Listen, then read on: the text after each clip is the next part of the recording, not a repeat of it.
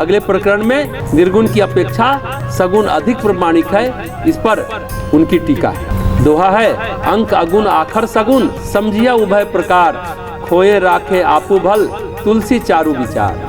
तुलसीदास जी कहते हैं निर्गुण ब्रह्म 1 2 3 अंक के समान है और सगुण भगवान अक्षर 1 2 3 के समान। तो दोनों प्रकारों को समझना चाहिए और फिर किसके न रखने से और किसके रखने से अपना कल्याण है, इस बात को भी भली भांति विचारना चाहिए। व्यापारी लोग हुंडी में पहले अंकों में संख्या जैसे 1 0 0 0 लिखकर फिर अक्षरों में अखरे 1000 ऐसा लिख देते हैं।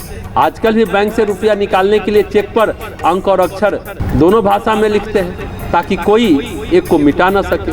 तो दोनों ही ठीक है, परंतु अक्षरों में लिख देने से कोई मिटा नहीं सकता, किसी तरह का भ्रम नहीं रह सकता और न 1 0 घटा बढ़ाकर कोई 1000 को 100 या 10,000 ही बता सकता है। इसी प्रकार निर्गुण और सगुण दोनों सत्य हैं, एक ही 2 रूपों में, परंतु निर्गुण की अपेक्षा सगुण अधिक प्रमाणिक है। निर्गुण में तो किसी तरह का भ्रम भी रह सकता है, परंतु सगुण में न तो कोई भ्रम रह सकता है और न किसी प्रकार से कोई छल ही चल सकता है। तो सगुण ब्रह्म बड़ा स्पष्ट, बड़ा साफ सुथरा, 1000 केवल या 1000 ओनली लिखने पर कोई छल नहीं कर सकता।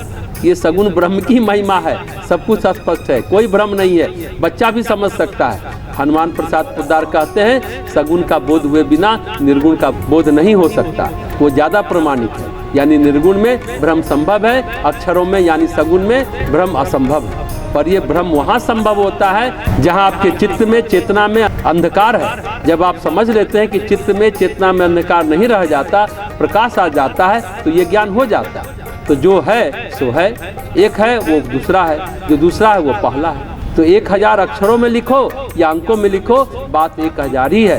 कोई वहाँ भ्रम नहीं रहता जिसकी चेतना में प्रकाश है, चित्त में प्रकाश है।